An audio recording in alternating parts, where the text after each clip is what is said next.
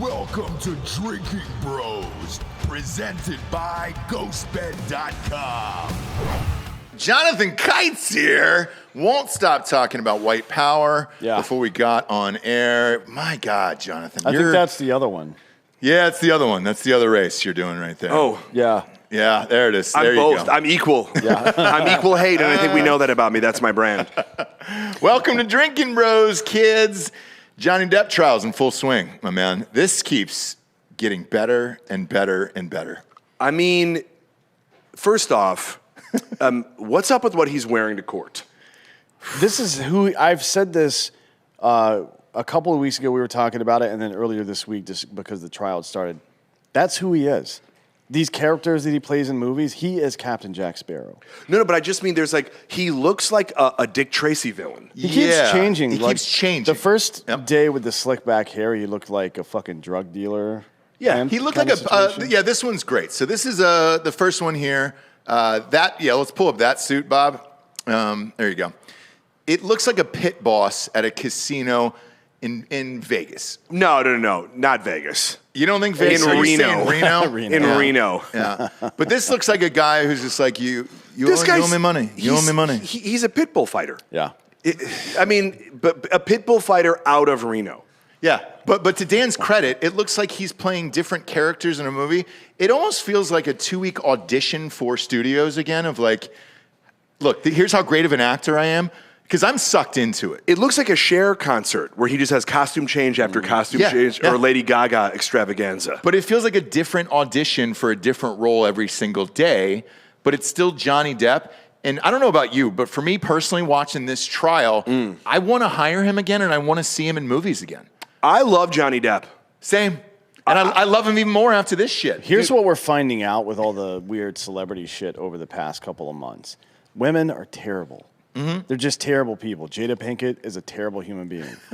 Obviously is a terrible human being. Amber Heard, terrible human being. That's what I've taken from it. Those two examples are enough for me to think that all women are crazy. Sorry. Yeah. I don't know what to tell you. I'm single, and I think women are great. No,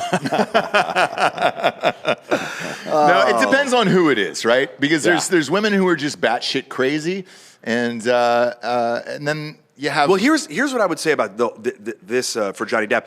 Obviously, the accusations came out, and it came from a place whether you believe her or not. But I want to know what the proof is that they took everything away from him immediately without establishing. Like let's say it goes to trial, he is guilty. Let's just say that, right? And I don't think he is. And I'm looking at you, Johnny Depp, if you're watching, and I know you are, that I think that then you can take it away. But to have the accusation come out, and then he loses the Grindelwald stuff, Harry Potter world, love that. He loses, he's never going to play Jack Sparrow again, and they're coming out with another Pirates movie without him, the franchise that he fucking helped build from the ground up. Right. And they took it away before it went to trial, before any evidence was presented. Yeah. Well, that's Hollywood, though. I know, I'm saying that's ridiculous. But when you read these text messages, you wonder if they'll still stick with him. One of them, because he has to read these aloud in court. So one of them was like, drank all night before I picked up Amber to fly to L.A. this past Sunday. Ugly, mate. No food for days. Powders. Half a bottle of whiskey, 1,000 Red Bull and vodkas, pills, 2 bottles of champers on a plane. The fact that he said champers, too, makes me love him even more. But then he's like, what I'd really like to do is drown her, burn her, and then fuck her dead corpse. And he said that on the stand. And you're like, I mean, we've all texted that. I mean, am I alone here? No, we had a conversation last week about how long it's appropriate to, like if you were in bed with your wife and she died, what kind of time you're working with there? You know what I mean? To have sex with her? Yes. Okay. How much time do you have before it's 15, 20? I would say till she's pronounced dead. Until the coroner gets there. So you just lock the front door. It's like Disneyland. That she ain't dead on the property until the coroner arrives. Yeah, I'm going to say 15, 20 before it starts to harden up, because then it's a street fight. Like, you got to get out some lube or something else. Like, it's going to. You have to. No. You can't leave that bed. No, you can't leave the bed. No. Oh, yeah. It's like base and freeze tag. Yeah. Or like you're playing chess, you still got your finger on the piece. 100%. That's better. Yeah, absolutely. If your hand's on the piece. Yeah. We're having fun here. We are. Keep your hands on the queen. Man, but this You better knight her. You got to knight her. But where do you go the with knight. this? Where does the jury go with this? Because this is a defamation trial. But here's the thing. So what is she saying that he did? Because let me just tell you this. As comedians, beat the shit out of her. So she wrote an op-ed piece in the Washington Post. She didn't name him specifically. So the jury has to be convinced that it's clear that she meant him, which she's basically already admitted by the submissions that her legal team put in. Correct. That part is dumb. Just deny it was about him. But they've already lost that case. So the 3 parts you need for the defamation is for the defamation to have happened, right? For it to be from this person, about this person, for it to be untrue. That's the second part. Right. And then to show losses, whatever it happens to be, whether it's just loss of personal enjoyment, which is part of it, but then also the financial losses, which are clearly demonstrable. All 3 in this case. Like, I don't even know why I don't know why people are so weird about this trial. Like, this is obviously going in one direction. She's getting fucked, right? That's what it feels like, but it's still not over. Because he just got off the stand. Well, he just got off the stand. She's going to get up there and say some shit. And they've been playing these wild-ass videos. And then the rest of the country is just watching this for their own enjoyment. Bob, what has been your favorite part? Because you and your wife are super into this as well. Yeah, my wife is, like, just deep into this fucking thing. The best part to me so far is how her fucking lawyers... They just keep being like, no matter what Johnny Depp says, they'll be like, did you stab her in the face? And he'd be like, no, I never did. And I'm going to take that as a yes. I think we can all agree that you said yes to that. So let's move on to the next question. Like, did you just put your whole fucking arm down her mouth and, just start punching her, like, inside? And he'd be like, no, I didn't do that. And they'd be like, well, it sounds like, that feels like an admission, so we're going to move on past that. Like, her lawyers are awful. Awful. And it keeps going on, and they keep asking the same questions over and over again, and then they keep objecting, saying hearsay over and over and over again. And finally, Johnny just cut it off during court, and he goes, right before he finished his sentence, he was like, it's flying kites that day, and then hearsay, right? Hearsay? And, I mean, he's got a great sense of humor, and no one says he doesn't. Really fucking funny, by the way. He's very funny. And they asked him at the trial, they said, hey, Miss Heard has said that you often drink whiskey when you wake up in the morning. And his answer in court was, well, isn't happy hour anytime? And the place erupted. And it's the best trial you could hope for. It feels like a mob boss trial in Gotham City. Yeah. Like, a little bit, yeah. And by the way, my porn name is Johnny Depp. And so I'm clearly on board for Johnny. Here's the thing. I know people that know him, which, by the way, I'm sure people thought Ted Bundy was a cool guy too. But people that I know that know Johnny and have in the service industry where they were in positions of like working at a restaurant or whatever, they say he's like the nicest dude in the world. Everyone. And they said that he went out of his way to be so kind and generous to everyone that asked him for a photo or whatever. By the way, which doesn't mean that he didn't do those things, but it's like, in a weird way, I never heard a good thing about Amber Heard. Not from the critics. No. Not from people that know her. I had a buddy that dated her, and she was the exact nightmare that they're describing right now. And she ruined another relationship that he was in, and she ruined like that Aquaman for years, and that was hard because the movie was terrible. Yeah, it's funny you say that because that's the way they describe her in this New York Post article as Aquaman actress. And I guess that's hilarious. Is that the most famous thing? I would have reviewed Pineapple Amber Express. Oh yeah, she played Seth's girlfriend. Oh fuck, you're his right. High school girlfriend. God damn, I forgot about that, dude. My review of her in Aquaman is Amber Heard is drowning somehow in Aquaman. Nailed it. Nailed it. Yeah. No, let's let that sit. I want you to live in that for a little bit. Marinate. That's the gif. Just like my favorite part of that of the quippiness of Depp so far is, I think it was yesterday, the prosecutor was asking him questions and he was answering him in a way that the prosecutor didn't like, and he said, the prosecutor essentially accused him of wasting the court's time. And he was like, well, what about the 6 minutes when you were looking for an email a few minutes ago? Yeah. He's coming right back at the other attorney. But in a really non-confrontational, funny way that everybody enjoys. It's disarming for everybody except for the victim. Yes. At one point, literally, he was trying to answer, and, he's fucking like rambly and shit because he's done all the drugs. And It's George Young, for Christ's sake. Right. And they were just like cutting him off in the middle of his answer. I mean, like, you know what? Yeah, you did it. We'll just say you did it. And he's like, well, I'm trying to finish my answer. And he's like, well, no one wants to be here, all right? People got shit to do. And then he was like, I need to fucking answer your question. Yeah. Well, he understands that court is theater. Yeah. When it's being presented this way as a media, it's a stunt. He's been in the game for so many years, and he's seen this happen with a ton of people in his position. Yeah. And he knows that, like, we as a public, I think, are on his side. And I think that he has sort of been around long enough that somebody like that, like a Keanu Reeves or a Nicolas Cage, like, listen, these people are famous for a reason. I do think it's their acting, but I think it's their likability, and people are returning to the box office, especially because he is a movie star where you have to pay to see him. It's the fame that persists whether or not you're actually professionally successful at the time. Or Absolutely. Like, that's a different kind of fame. And he's earned that for so many years. It's just, and by the way, Johnny Depp, I actually would argue that he's the most successful because he has made more bad movies than almost anybody else in his position, and we don't care. Well, Nick Cage is close. I mean, are we doing this now? It's the onesie Tuesday. Let's go. Do you do a Nick Cage? I do. I do. I didn't know that. I always say, hi, Ross, good to be here. I don't do Johnny Depp. Do you do Johnny Depp? Yeah. Just words, just a little bit, like powders, pills, Johnny Depp is pills, he's just a slightly more eloquent version of the what's his name, the Rolling Stones guitarist. Oh, Keith Richards. Keith Richards. Well, he based off Jack Sparrow. Keith Richards. Right. Yeah. Like he's a slightly more eloquent version of Keith Richards. I don't do Jack Sparrow. Red leather. Yeah. It's the same guy. Even the hand movements and the bracelets. Well, here's what my wife says. Like he's a wizard. He's like a magician without cards. Yeah. Like, is this your drugs? But my wife always says, if you live long enough and you're this famous, you eventually become your character, whatever your most famous character is. Christopher Walken. Al Pacino. She goes to Costner now. She's like, if you look at Costner, he's living in a fucking Western. And she goes, I agree. He's from like Santa Barbara. And it's like, dude, he's nowhere near a fucking horse in a goddamn woods and everything else. But everything he's wearing now is like, he's in it. No, he's a living Wrangler ad. Yeah, and he's in it. Well, but also when people, you start to believe your own mythology, but you think about Johnny Depp, like he never plays normal people.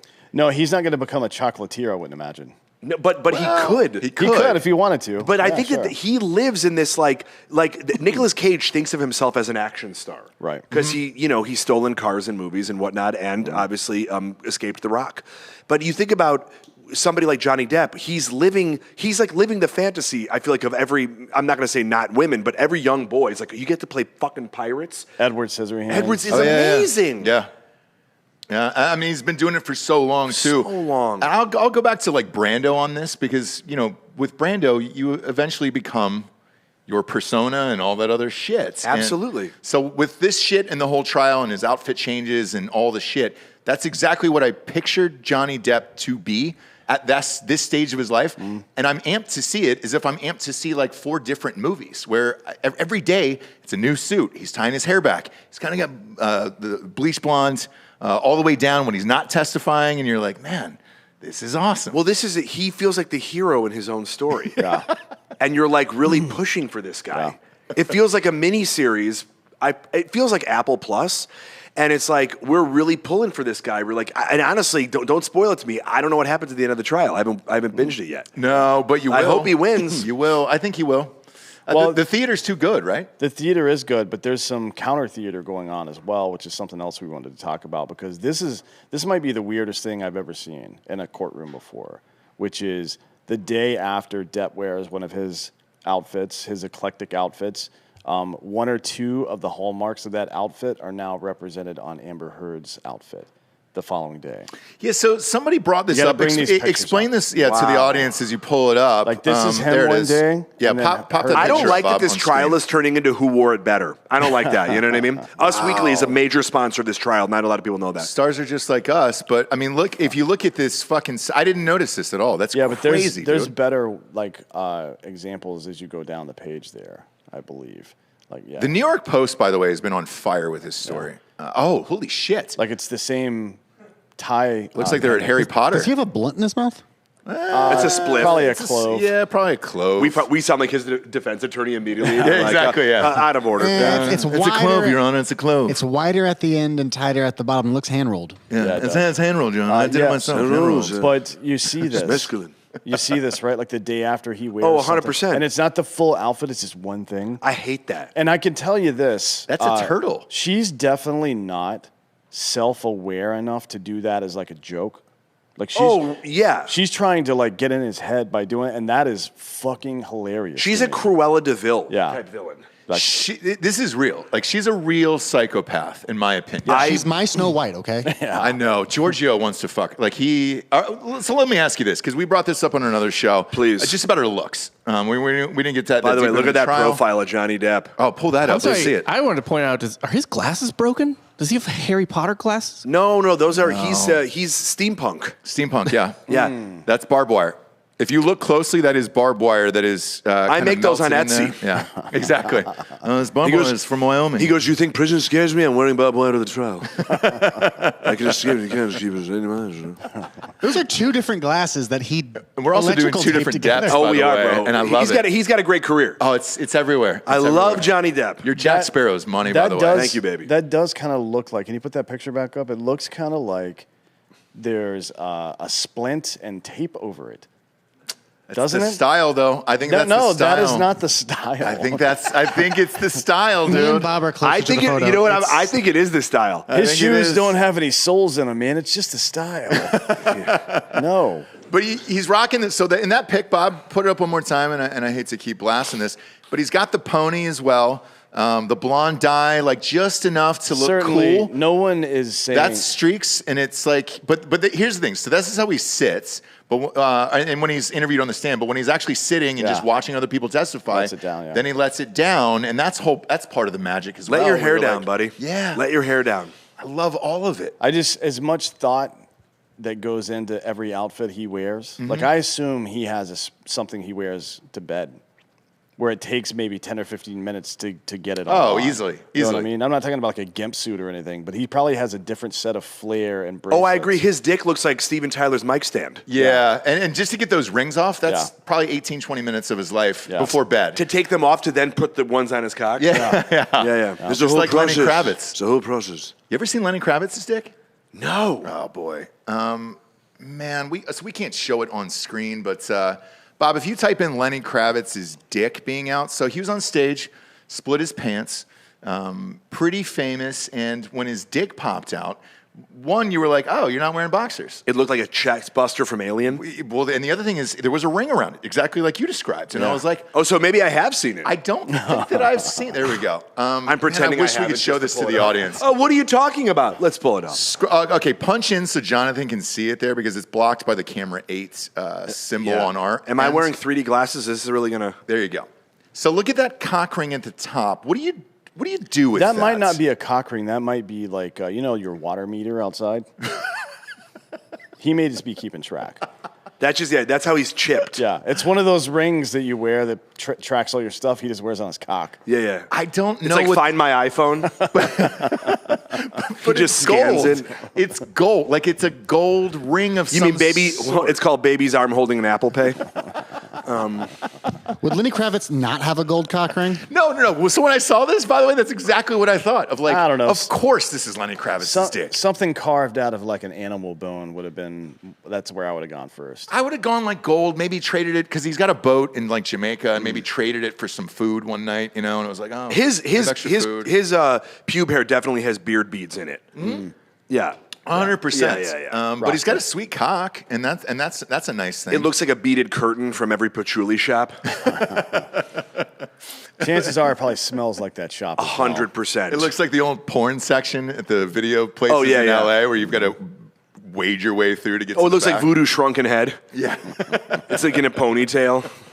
By the way, Looks like Johnny Depp. Looks like Joe Boo from Major League. Yes. Nailed it. Nailed it. I figured out why they used to use those bead curtains for the porn. By the way, everybody used to steal them. So if the beads shook, then you knew somebody was going back to the X 100%. videos. I agree. I didn't know that. The original ring cam. Yeah, that is exactly what it was. Wow.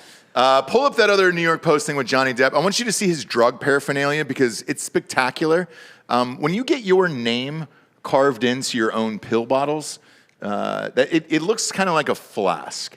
And there's just a table full of drugs out, and you're like, man, Johnny Depp does it right. This is exactly what I hope for at Johnny Depp, and I don't think this is going to hurt him in the trial either. That's it, Bob. So pop that picture up full screen. So there you got his driver's license. If you look over there, the Depp branded pill box. I'm sorry, let me stop you right there. Why does he have a burned CD? It's 2022, goddammit. So I think that was his band, right? Bob, am I wrong? Was that his band? Rebel Mind. I think this is a Keith Richards CD. It says Keith Richards at the top. Oh, gotcha. Yeah, it is, but still, whether it was his own music or not. But I think Keith probably gave that to him, and Keith is still From recording 2013, on CDs. it looks like. Yeah. I think I don't know. I think that's like a gift that, Keith Richards burns his own CDs and gives them out as gifts. Here you go.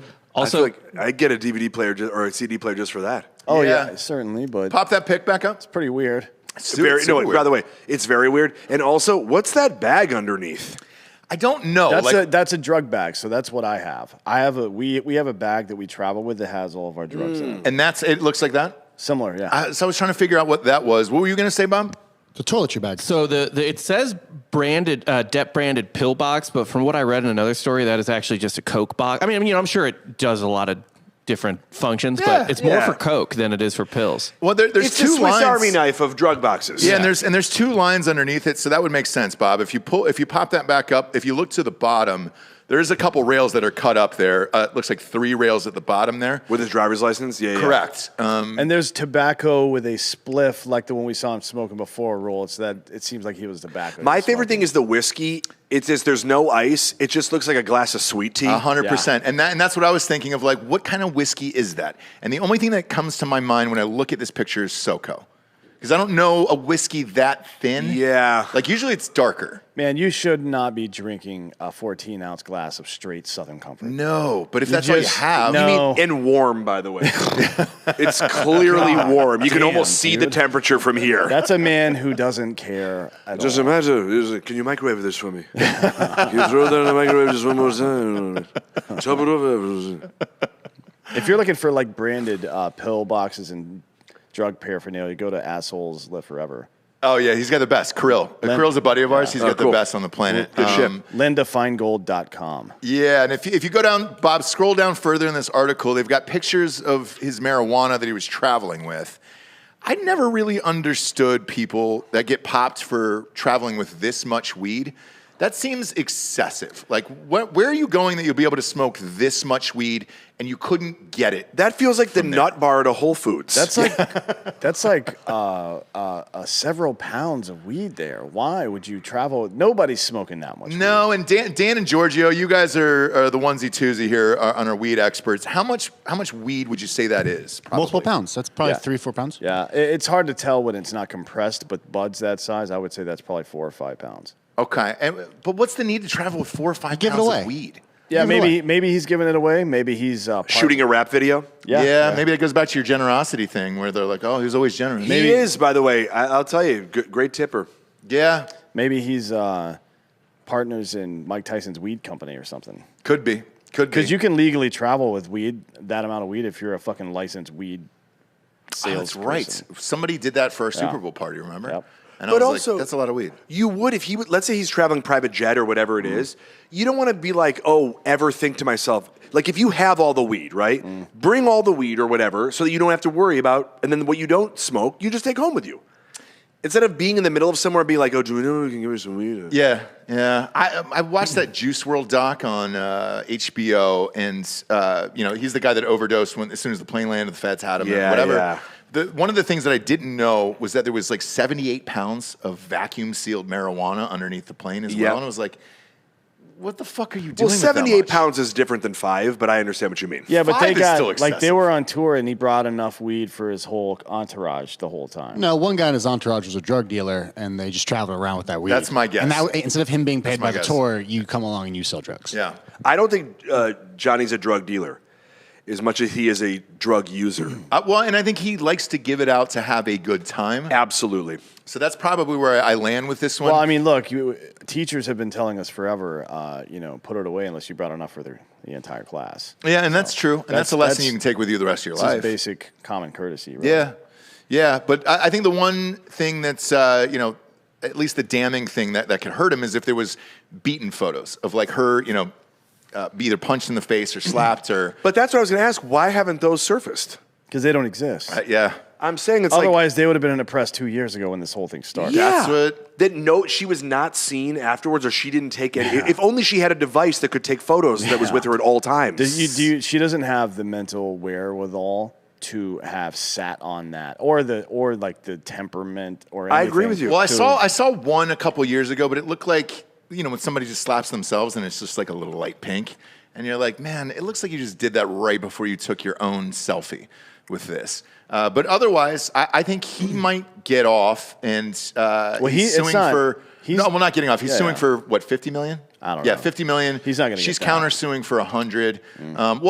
Look, in a defamation trial, because he really did lose everything. Like he lost... Dude, it's unbelievable. He lost the franchises that he helped. And Pirates was bringing in 35, 40 a movie. Those movies, even the bad ones, were great. Yes. And they're doing another one like without him, which is just crazy to me. Who's in it? Probably Orlando Bloom still. Probably Richard Grieco, who replaced him on 21 Jump Street. I hope Grieco's in there. That'd be the best. That would be unfucking believable. Grieco makes a huge Captain comeback. Fat Sparrow.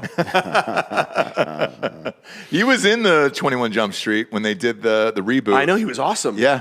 He With just pops DeLuise. up. Yeah, and you're just like, It was whoa. fucking awesome. You're like, what the That's fuck? the thing. Johnny has such a good sense of humor about himself and the things that he's been in. You know that he, Winona Ryder, actually, he was going to play Keanu Reeves' part in Bram Stoker's Dracula, but they didn't think that he was a big enough star.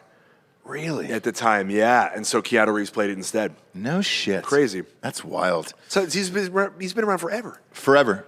But with this, look, there's no beaten photos in or it? her Do you bleeding or anything else. I'm trying to find out.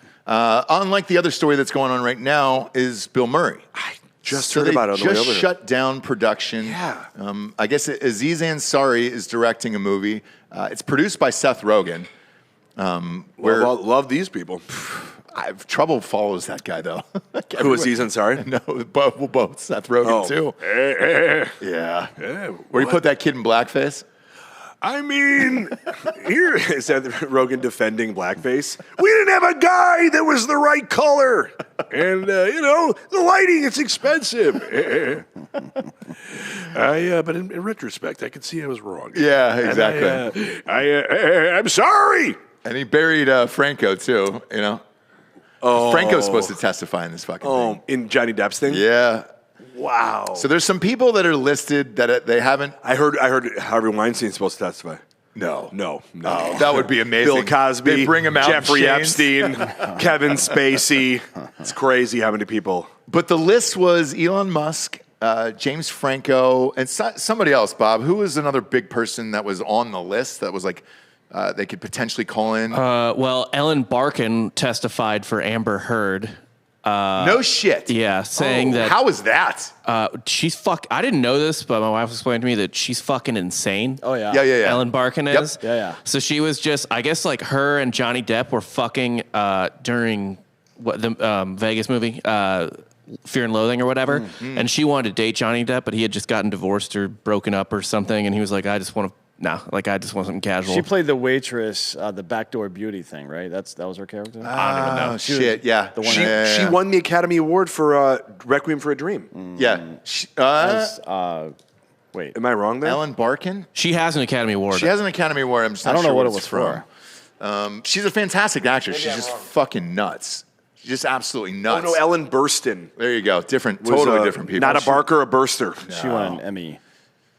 Ellen Burstyn, by the way, is a Requiem for a Dream. Yeah, she's Requiem for a The Dream. one That was fucking The incredible. woman that Yeah. played Jared Leto's mom? Yeah. She's great. Holy Christ, was great. she good in that movie. Ellen Barkin is she was super hot, and then she got older, and she's still kind of hot. Still smoke show in my book, baby. Animal Kingdom. She's in Animal Kingdom on TNT. Oh, yeah. And that, then, like- that woman's, she's awesome. So she showed up at the trial, and her testimony was crazy, you said, Bob? Yeah, she was saying that like, because Johnny had every one of his exes essentially testify on his behalf that he was nothing but sweet, like Winona Ryder, his French ex-wife, I forget her name, everybody, girlfriends, wives, everyone.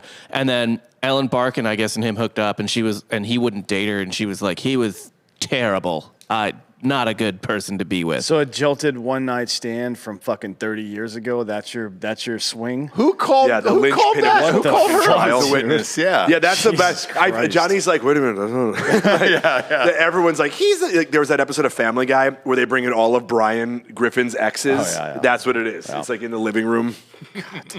I mean, that's ridiculous. But yeah, I mean, if Winona Ryder, I mean, you know, these are credible sources. And he had her tattooed on his body. And then he Wino changed forever it to Wino. Yeah. Paul Bettany is another one. Oh, well, Paul Bettany, that was the text exchange where he was talking about drowning her and then fucking the Depp corpse. And then he was laughing about it. Who was laughing? Paul Bettany. Yeah, Paul Bettany's got a great sense of humor. He's hilarious. Bettany, too, was like extremely British and Bettany when in the text message exchange. He was like, well, I don't think that's quite far enough. It was just very British. And I got to be honest, I still haven't recovered from Paul Bettany's character in the Da Vinci Code. It still scares me. Like when he's whipping himself? The When he's monk like, the dude martyr, with yeah. the chalice, Yeah. fucking blonde hair and piercing eyes and the weird red stuff around his eye. Yeah. Man, you're a fucking, like that. Whenever shit goes down, that dude's going to be responsible. I could tell. For sure. He's Yeah. married to Jennifer Connelly in real life. Yes. Who She's just awesome. as a child smoke Requiem- show. Requiem for a Requiem Dream. for a She was Dream. great in that Oh, movie. that Everybody. end scene though, where she's in the Ass to double-headed ass? deal. Oh, Yeah. God damn it, dude. That haunts my dreams forever. Haunts? Haunts. I don't know. It's because it's Keith David. I don't think you're using that word right. It's Keith David who was in Range 15. Oh, with you us. mean the voice of Gargoyles? Correct. I fucking love Keith David. But Yeah. he's the one that's just laughing. Oh, God, that's a filthy Gargoyles. scene. They're both, by the way, that's a power couple, though. Oh, yeah. Bettany and Connolly? Fuck yeah. Vision. He's fucking Vision. For sure. I mean, that's a big boy couple there. Yeah. So I'm sure she's heard it all, and she doesn't give a fuck, right? Jennifer Connelly. She just did bro. Labyrinth, man. She's been around for a minute. Labyrinth, Forever. one of the greatest films of all. Yeah. It is. So I've got kids, Yeah. and they were watching it. And when I went back and watched it with them, because I was like, oh, man, I haven't seen this as a child. It's David Bowie. I love Yeah. it. Same. But with Jennifer Connelly, all of her lines were 80 yard. Like when I went back and watched it, I was like, oh, shit. I wonder what happened there. The only other time that I can remember somebody's lines being all the way 80 yard was Mel Gibson as Mad Max. And they said he just couldn't get the fucking accent right. And so they had to 80 yard. Wow. The other one was Orlando Bloom in, who's the, Richard Linklater? What's the movie where he goes back to Kentucky? Elizabethtown. That's it. I auditioned for it. For that role? Not for his role, for the college, for his buddy who was in the hotel with him, who was like, "What's up, dude?" So it was supposed to be Ashton Kutcher. Still bitter about it. Yeah, obviously. But it was supposed to be Ashton Kutcher. Yeah. And then he was there for like 3 or 4 days. They fired him, brought in Orlando Bloom, Yep. and they were like, oh, this is the guy. And he could not do an American accent. They had to fucking ADR the whole goddamn movie. Wow. Yeah. By the way, I love my favorite line in Labyrinth is when she like comes into Labyrinth and then that little worm is there and he goes hello and she goes, did you say hello? And he goes, No, I said hello, but that's close enough.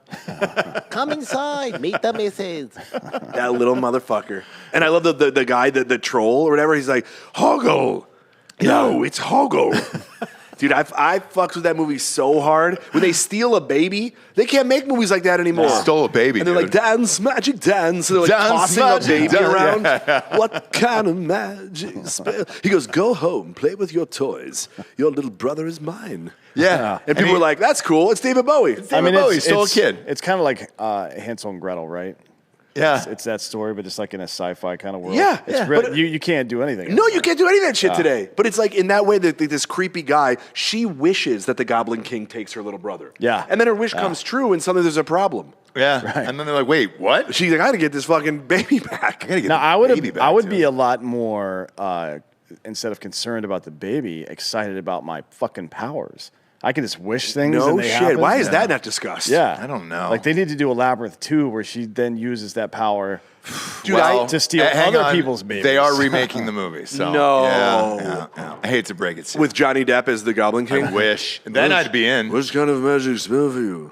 Speaking of which, you know what else they're doing is a prequel to Willy Wonka. I heard. It's Is it where the Timothée Chalamet? Is it where Grandpa Joe has a fucking job? I hope so. It's where he gets damn. out of that goddamn bed. Get your coke nail ass up out of that fucking bed. Charlie, since it is a Charlie. 4 adults in a bed? It was a lot. That was pre-COVID. I know it was a depression. Pre-COVID, obviously. Pre-COVID. Can you get us a picture of the Grandpa Joe fucking coke nail, please? You mean foot to mouth, Grandpa Joe? Yeah, In exactly. That goddamn bed. Exactly. But if it is a prequel, then you could go back, and Grandpa Joe would probably be 32 at that point. So I hate to break it to you, it's all about the Oompa Loompa slave trade. It's a pretty dark. Are you prequel. fucking serious? No. Oh, goddamn, dude. It would not surprise me. Let's face it. It started as a prequel to Blood Diamond. Exactly. Now it's And, about critical race theory, yeah. and they're just reintroducing it. And they're like, hey, here's how we could have solved this Keegan problem. Michael Key is in it as well. Is he really? Yeah. No Funny shit. dude. Did you read for that? No, I didn't. Okay. I don't know, and they haven't announced who he's even playing. But I was like, can I play Slugworth? Yeah. Young Slugworth, bro? Is Dinklage going to get mad about this whole thing? Brother, what the fuck? Because he's crazy. mad about other Snow little White people and the getting Seven jobs Dwarfs? and Yeah, shit. yeah. Like, Dude. you're the last one. Like, he thinks he's the last one through the door, and he's going to close the door Yeah, behind hold him. on, Yeah. but yeah. Fuck you, dude. He's closing the bottom half of a Dutch door because it's little. By the way, I love a guy who made a career as Tyrion the Imp. Yeah. Is like, nah, dude, no dwarf roles. Yeah. Yeah. Get the fuck out of or here. as an executive in Elf, like the whole premise of the joke around him is that he's being confused for an elf. all the Yes. time. Yeah. And now nobody else can do it because it's offensive. Oh, we've gotten past that. No, you got rich. Wait, offensive? They're giving dwarfs jobs, and no one would knock them for being little. That's the thing. Yeah. They're little. And it's money. I mean, it's so much money. But it's for that. also, it's not, they're not whoring them out as dwarves. Right. Wow. It's like, it is a beloved fairy tale where the dwarves are the heroes that are shown in a very positive comical light. Think about, listen, I'm part of the legal team. It's a Dink v. Dwarfs, and we're going to trial. But also you think about like all the Hobbit movies, which I love, all those people, the dwarves and the hobbits and whatnot, those are full-size adults. Yeah. They're not fun-sized. No. None of them went to dwarves. But Disney has already said we're going to reimagine the dwarves, so it's just going to be taller kids, I guess. They may just not. Get the fuck out of They here. may just not look humanoid somehow. You know what I mean? Instead of Maybe. Yeah. maybe it's like a Put fucking some CGI, like. What about Willow? Rowan Atkinson's in this. Is he really? Mr. Bean? Mr. Bean. I love Rowan Atkinson. Oh, Olivia Colman. Yeah. She is Olivia Colman's great. incredible. Yeah. She's nominated for an Oscar like every single year. Sally Hawkins is amazing. Sally Hawkins won an Oscar. There's a lot of fucking people in this. Yeah, what's his nuts? Matt Lucas, by the way. Who's Matt Lucas? He's from from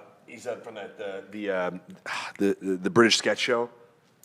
Little Britain. Little Britain, yeah. Yeah. Yeah, shit. Yeah, that's really funny. He's very funny. Who's the guy that plays Willow? Because he did a really good show, Life's Too Warwick. Short. Yeah, Warwick Davis. Warwick Davis. Yeah. Life's Too Short. Life's Too Short is so funny. If you haven't seen Life's Too Short, go watch it. Because With Liam Neeson, that one scene? The AIDS thing. Oh yeah, my God, so it's fucking gold. funny. Amazing. That's one of the best 3 minutes of television I've ever seen in my fucking life. Me too. Yeah. Hashtag. Yeah, Liam Neeson comes into their studio. It's Ricky Gervais and Stephen Merchant, so it's a studio that did The Office, all that bullshit. And he's like trying to pitch a new movie he wants to do. He goes, I want to do comedy. Yeah.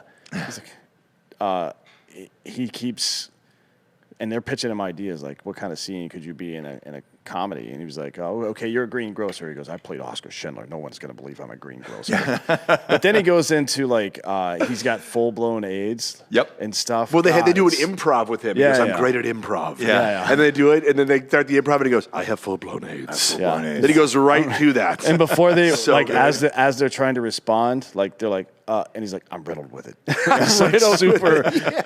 But they're dead serious, Yeah, man. God, it's so funny. But also, it's like that movie, Warwick Davis, clearly R2D2.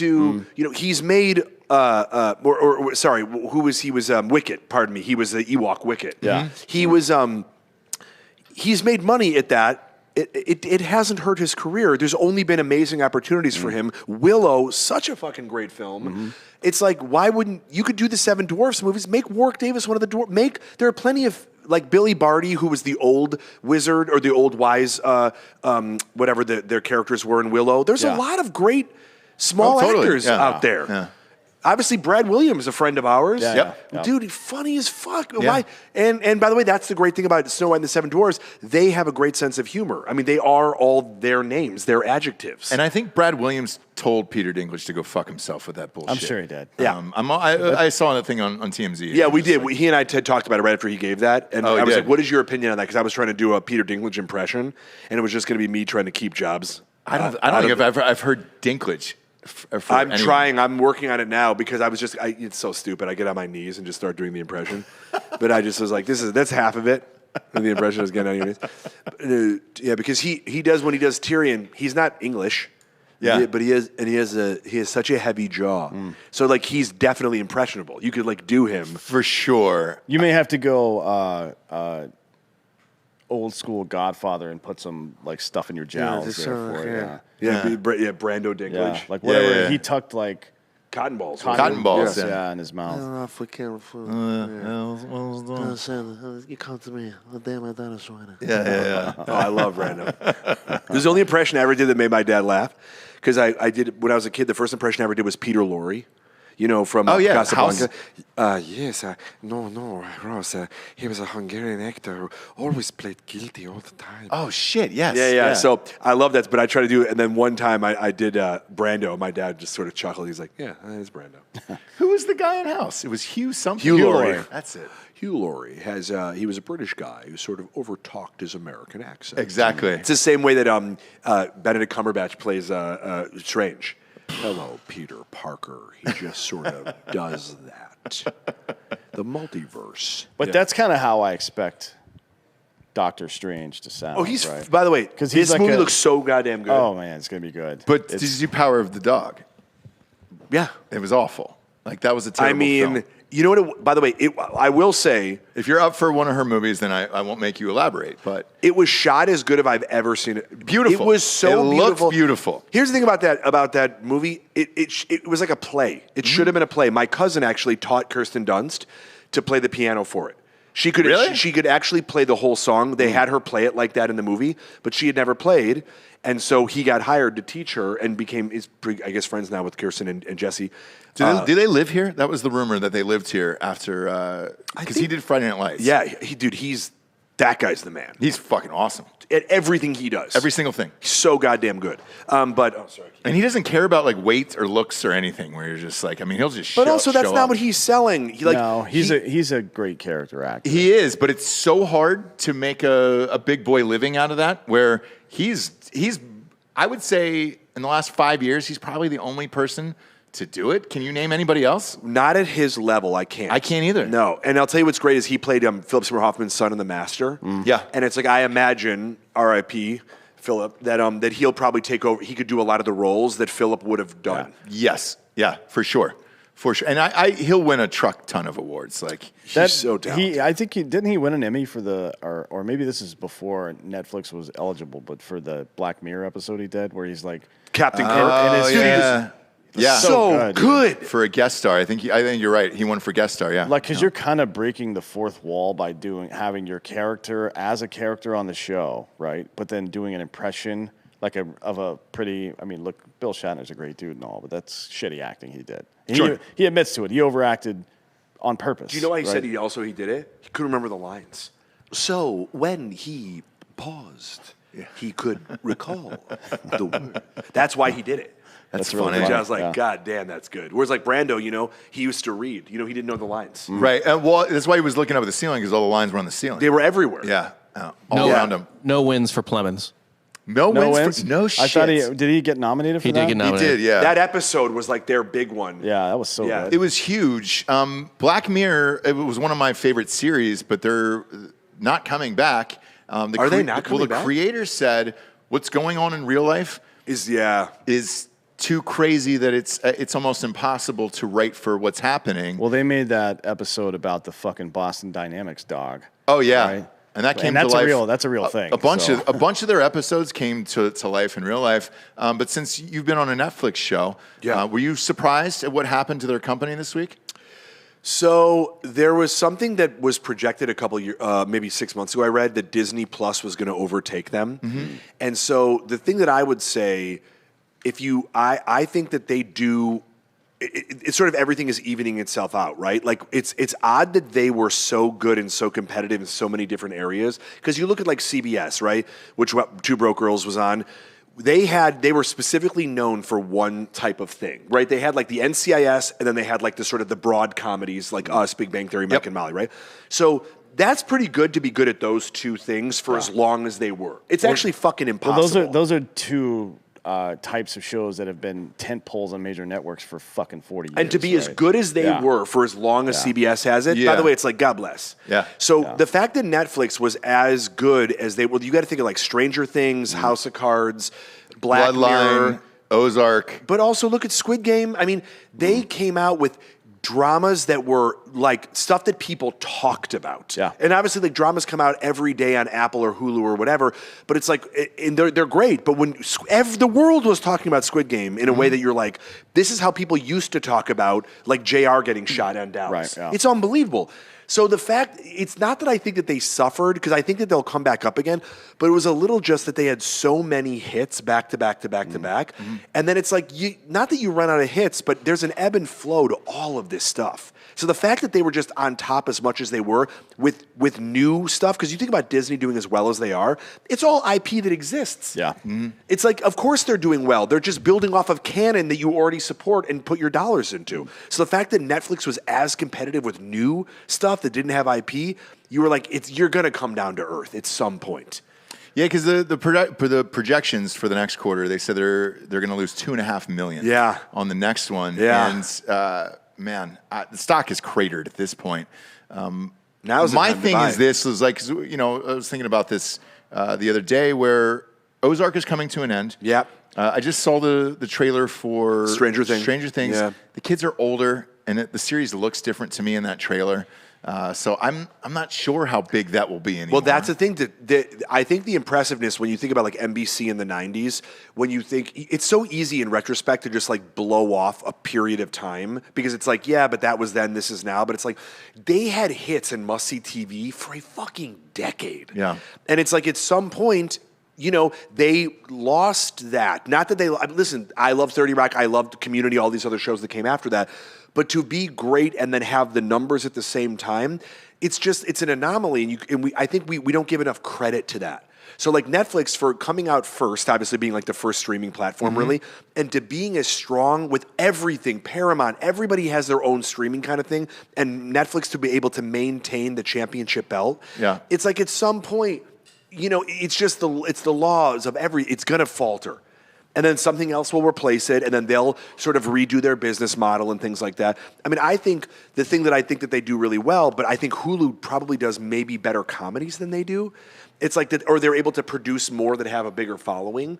And I think that sometimes, you know, that may just be what's trending right now is that people are looking for comedies. Well, the other part about Hulu is they have the licensing rights for all of like Disney shit. So like and Fox. Oh, I'm sorry, Fox. Yeah. Yeah. Fox and FX, it's Disney. both. Yeah, it's both. Yeah. But and that's the other thing about the Netflix which I think of them as still like GOAT, you know, territory. It's like they don't have the other stuff that those guys do. No, they are their own. 30 Rock and The Office. The Office. No, but I'm saying that they're not getting them live. Oh, yeah, you're not getting them live. It's like the fact that you're getting like Family Guy and all these things on, which I love Family Guy and American Dad and stuff. It's like you're getting TBS, you're getting all these other places to help as tributaries into your river.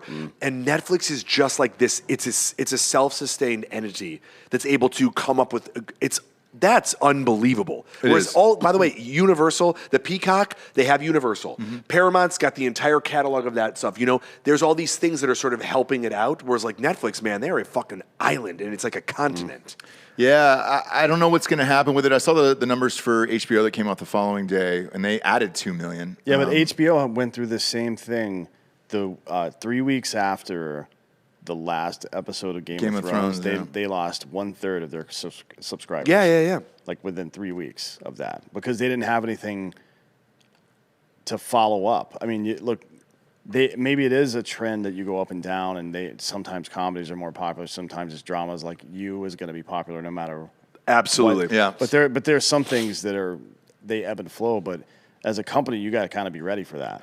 100%. I think, you know, they put a lot of money in Cowboy Bebop because I will tell you for us, so when I was on Dad Stop Embarrassing Me with Jamie, And we had an incredible experience, you know, and there's a lot of reasons why, you know, we're not coming back for a second season. You know, part of it is I think that Jamie is like the busiest fucking dude in the planet, you know. It's like the guy's amazing. So, but there's a lot of stuff that goes into it. It's like time, and that's the other thing. Can you get something where everybody's schedules link up, that you want to get the name talent? Because Cowboy Bebop, they had the IP from the cartoon, which I fucking loved, and it didn't. And we did, by the way, we did very well. We were #1 in the world for 4 days straight. Yeah. So there's not a second season because of numbers. That was not our issue, you know? Sure. Whereas like Cowboy Bebop, it was so expensive, but us and Cowboy Bebop made every list that I had saw of top 10 shows that are most anticipated for 2021, I think was it. And yet both shows are not coming back for a second season. Well, what was the story with Cowboy Bebop? Because it seemed like a lot of people didn't like it. thought- Whereas your show, there wasn't really any bad reviews or anything.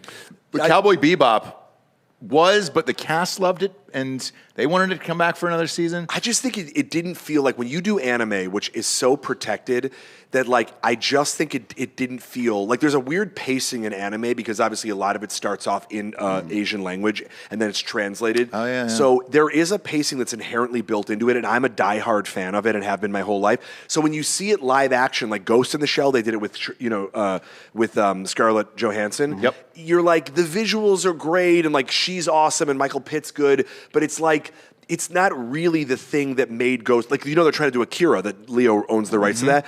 And in a weird way, I mean, I hope they do, but I hope they don't. Yeah. That's one of the number one animes of all time. Like they would have to put so much money into Exactly, Akira. dude, it's that's renowned as like the It's anime perfect. of anime. You Yeah. can't It's fuck that up. perfect. You can't fuck it up. But also, like- there's no reason to improve it. There's no way to improve it. It's like with Cowboy Bebop, in a weird way, that cartoon is so fucking entertaining. And even the way that like Spike Spiegel, when he moves in it, he has these like very particular sort of like stances and stuff. It's so iconic, and it has existed, I think, in people's minds that it's like when you see a human do that, unless you're really, and don't get me wrong, John was amazing. I thought everybody was really good as their character, but it didn't feel like the anime. John Cho, who you're talking Yeah. about. He's great. Yeah. Yeah. And the costume, the detail, like everything was so cool. And I was like, oh, that's cool, Easter egg there, whatever. But I do think when you do a cartoon and you try to live action it, it's like the pacing and dude. It's like, I don't think they should. Camera. You can't do Dutch angles. You can't do crazy zooming cameras because it doesn't work the way it works in anime with this like flying, like emotionary camera that hits some of the beats. You can't do They that. tried it in with the live action. Incredible Hulk. Do you remember that with what I can't remember who it was? Not Bana or it was one of the early ones. Ed Norton? They Ed tried Norton. to make it like a comic book, and I was like, this ain't working. No, I don't Ed think Norton, yeah. Eyes. Yep. I don't think Yeah. they should have filmed Cowboy Bebop like that at all. Like a live action version of it could do very well. Yeah, I mean, it's like- a limitless world. But forget about all of the special effects stuff.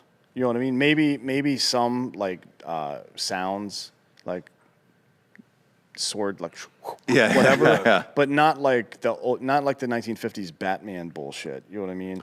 Where it's like Bamf and I Yeah, mean, it's I- tough though because it's styled. I think some of the reason that things like that become successful is because the style really is attractive to people. Yeah, And then sure, yeah. But if you pick the wrong style, that's when you end up in a train wreck where it's just like, all right, that was the wrong. The way I'm seeing it in my head is kind of the way that Tarantino did Four Rooms, where it has that feel to it, but it's not like streaks on the screen. I don't know how to explain that. I think that I think that Cowboy Bebop or anime is the closest I've seen to comic books come to life. Yeah. And so I think that when you make another step removed, because essentially it's like they're graphic novels that now have been animated. But what about Sin City though? Like, how does that stack up? I mean, I thought that movie the was first one was really good. incredible. I thought it was Mickey incredible. Rourke? Yeah. Dude, but here's the thing: the amount of coloring that went over it, Oh you my know, God, dude. it's like it. But it's like 3 years of work. yeah, it Fuck took that forever. shit. I'm It not took doing forever. But also, they weren't trying to make it as much live action as they were an animated thing. It just, Right.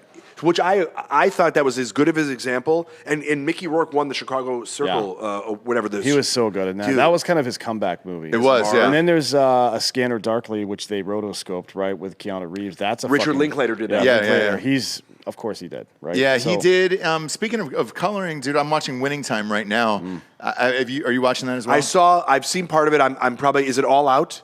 No. the They're in same. like 8 episodes. I'm Same with Delco. He's waiting for the whole season. I to- can't to come. because I'll go all the way to the end in one night and get pissed off. It's really the same, and it's really fucking good. I watch it week to week with my wife, but the coloring in it is colored like it's 1979, Yeah. 1980.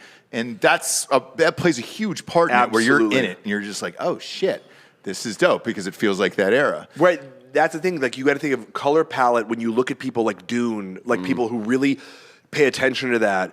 It affects us way more than we realize, and I think because it's weird with a cartoon, when you see something, it's a flat, because obviously it's flat 2D, images, and then it's like trying to make those real but not having the colors pop. There's something that doesn't feel right in your mind because your mind has already memorized it as something else, and then you go like, well, do something else then. Well, maybe that's why Sin City worked so well, because they did flatten the palette. quite a bit. 100%, I think you're right. Yeah. And a lot of it was black and white, except for like Yellow Bastard. Yeah. And then to see that, it was just like, man, and that story is just so fucking compelling. Sin City.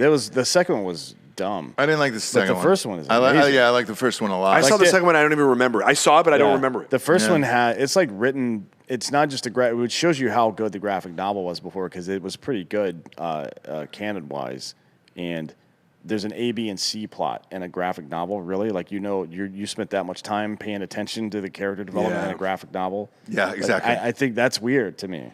I wouldn't have expected that. I would expect like maybe an intersecting plot line at some point, but not like a clearly drawn A, B, and C where it's you're jumping from one to the other, but it always makes sense the whole time. You know what I mean? Yeah. Like where there's still some mystery until the end of the film. There's such really a good. depth to it. Yeah, Yeah, I really enjoy it. It would be interesting to see some anime shot more like the graphic novel style like that. Oh, I agree. It's just so expensive, and like the budgets on that are massive.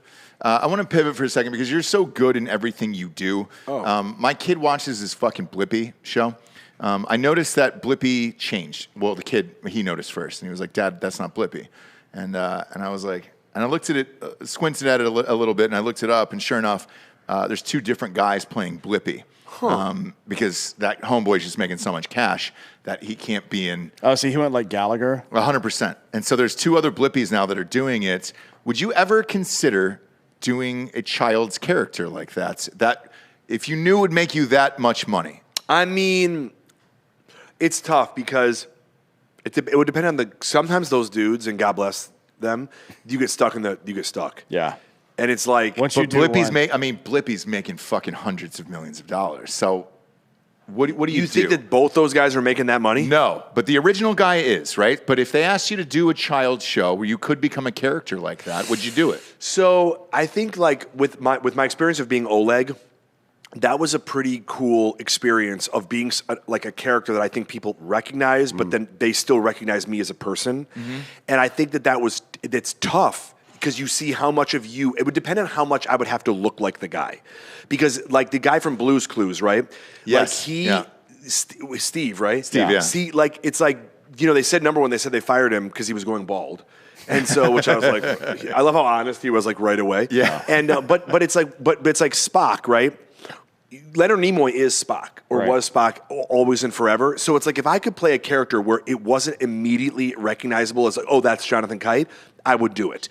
Instead of, I think, like being Fred Rogers, being another Fred Rogers, it's like you're gonna be that now. Then nobody's gonna see you as anything else.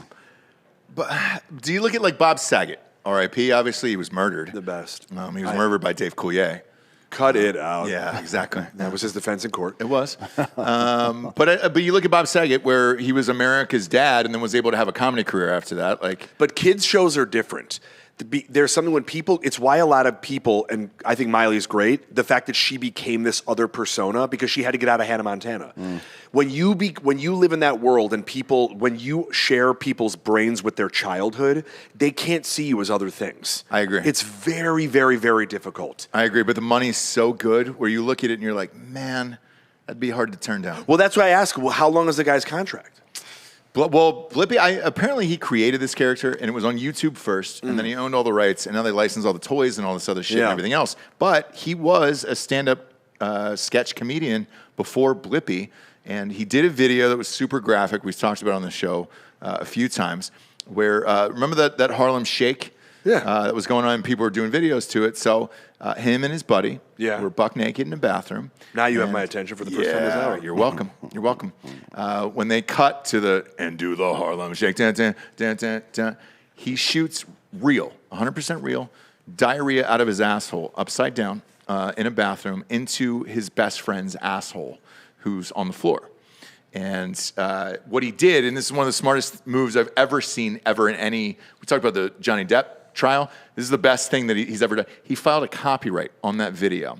So that way, if anybody ever showed it again, he had the copyright on the video and they would shut it down. I got the video if you want it. Oh, can you show Jonathan?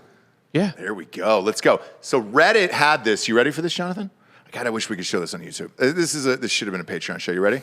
Okay, great. Show this to him right now. This is the Harlem Shake. And keep in mind, the guy who's this dude over here? I love this guy. Who's your buddy over here? Great. So that's Blippy. Over here? He's a listener. We'll bring him on. I love this guy. Nobody, he hasn't smiled this much the whole episode as he is right now. So the guy who's shitting, by the way, is probably worth $300 or $400 million right now. He became Blippy, and go ahead and play the video for him. How is it not called the Harlem Shit? Oh, you got to kill that volume.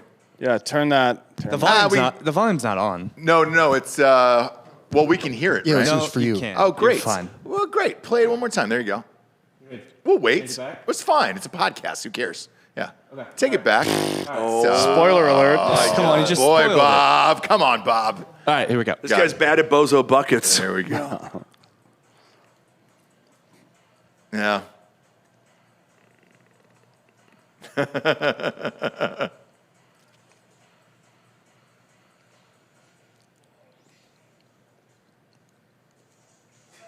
There you go.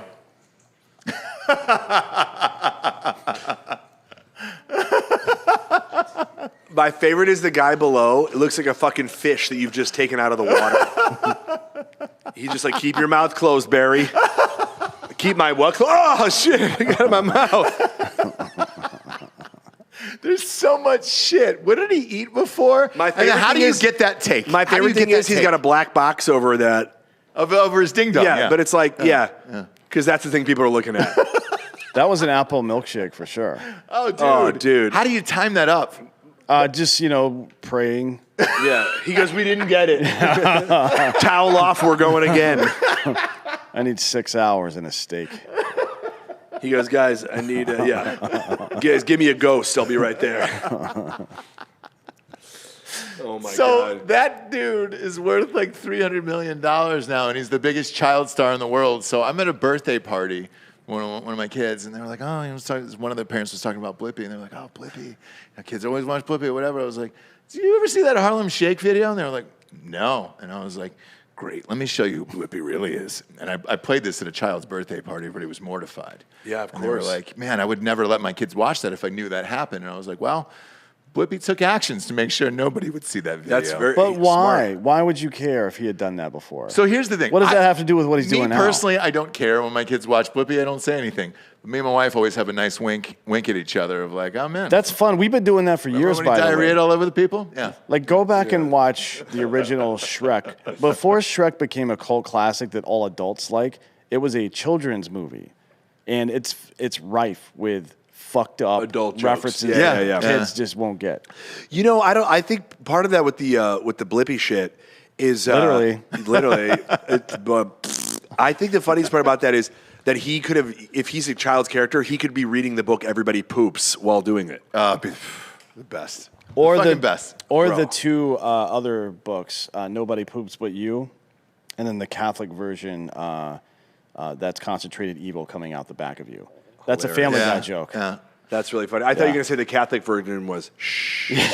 Well, Don't Shush. say anything. That's Yeah. after. Jack Mandeville. Is that the Parents first will time be you've seen mad it? at you. Jack's on the network. He's got a show called the Friday Night Jack Sesh on Patreon. Super aggressive. Is that the first time you've seen that video? I've never seen you shocked at anything. Like you're Horrified. That one got you, huh? Man.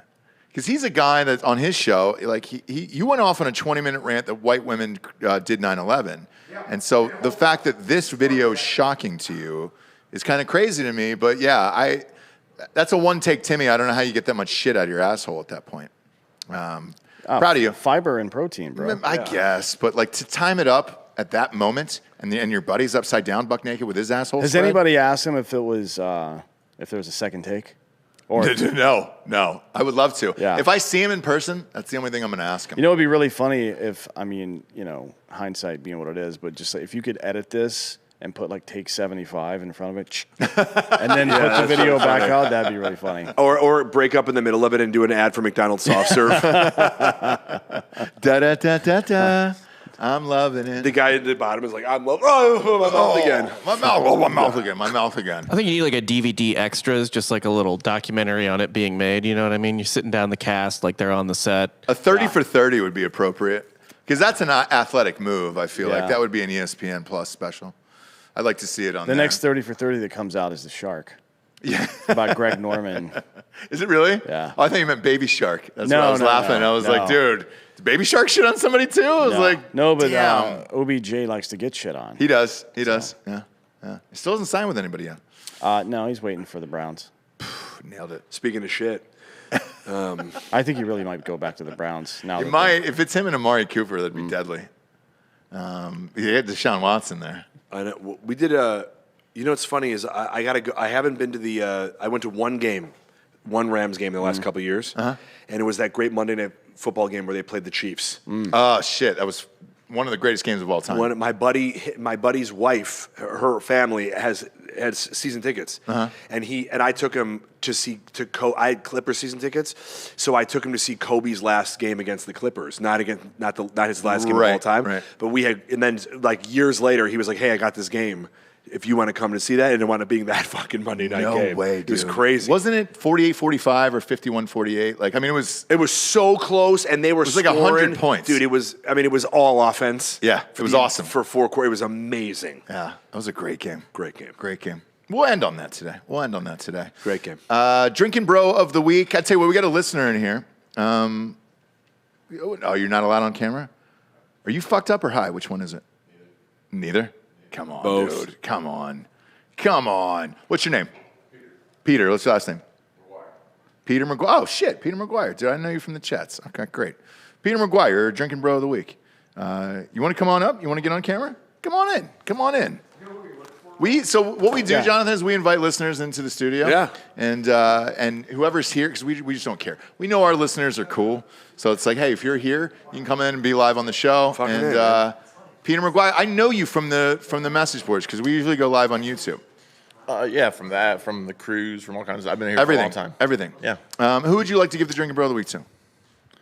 I'm gonna go with my dad, and he just got cancer, and he's been kicking it. So. Shit. Yeah. He's been doing really good. So I think he's 2 months into his chemo. I think he's got 2 weeks left. So. Okay. Yeah. What's his name? Jeff. Jeff. All right. Cheers to Jeff. Where's he at?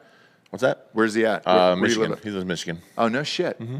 We're in Michigan. You didn't go to just outside of Lansing. It's a little town. I forget what it's called exactly. Well, Lansing is Magic Johnson. Perry. Yeah. Perry, Michigan, Yeah. Lansing's where Michigan State is. Magic Johnson. Yep. The whole shit. Mm-hmm. Yeah. Winning time. I've been watching that. So, yeah. They always go back to Lansing in the show. Yeah, I haven't watched it yet. Spoiler alert. He keeps going back for Cookie, and then he gets AIDS. Whatever. Spoiler alert. Ross, do you know who he works for? No. Peter, tell him who you work for. Yeah, I work for Black Rifle. I work for Jared. He's Jared's guy. He's Jared's guy. Yeah, I'm Jared's assistant. Jared has his own assistant. guy. He's been around. I do everything for Jared, yeah. I know you've been around. I've seen you everywhere, obviously, but I didn't know you worked for Jared. Times. Yeah. God damn, that's what I do. Man. Yeah. What's that like? Awesome. I love it. It's What, fun. is he just getting hot dogs and weird like shrimp and fucking po' boys all the time? No, not really, man. He's pretty good. Does he really? Yeah. Come on. No, he really does. That's crazy. I met Jared after everything, so like he's all clean and good. That's right. He did the Ibogaine, right? Yeah, one of those. Yeah, Ibogaine or something. like that. You know what that is, Jonathan? No. Shit. It's like ayahuasca times. Yeah, that's the one. Yeah, 10? I think it's Ibogaine. Yeah. Yeah, it's like ayahuasca times like 10. You go into like a fucking mental prison for, 18 hours Works or for something him. crazy. It does. It works for a ton of people. Yeah. And you shit your brains out? No. So that's ayahuasca, but this one is like, hey, dude, you're really going through a mental fucking hole. And like, because he came on the show and described it, and he was just like, dude, in my mind, like, I'm just, because you know how long it lasts. And I guess it was like 8 hours or something like that. I forget the actual number, but he goes, it got to a point where I'm counting down seconds to count down minutes to count, to try to get out of this. Yeah. And because he's like, you just need to let go and kind of let the drugs take over at that point, but you won't. And he goes, so I counted, and he goes, in my mind, man, I had counted to like, 30 minutes or something like that. And when he looked at the clock, it was 2. And he was just like, I'm fucked because this is going to go on for another 7.5 hours. My God. Yeah. But everybody who does it, they say that it changes their life. And because eventually once you give into it, like you go through your whole life and history and everything else. And then you come out the other side a better person. But yeah, that was the whole fucking experience. And I'm like, he goes, dude, you got to do it. And I'm like, no, dude. No. Yes, he makes it sound horrible. Yes. Everybody who does it makes it sound horrible, so I don't know. But I mean, good on the other end, I guess. Broke up with his girlfriend, everything. Yeah. I mean, called his high school sweetheart. They're still together, too. Yeah. I mean, it's fucking wild, dude. So that's a journey I'm not willing to take. I'll do the ayahuasca and shit my brains out and kind of figure things out. I could use a good cleanse. Same. But that's too much for me. That's too much.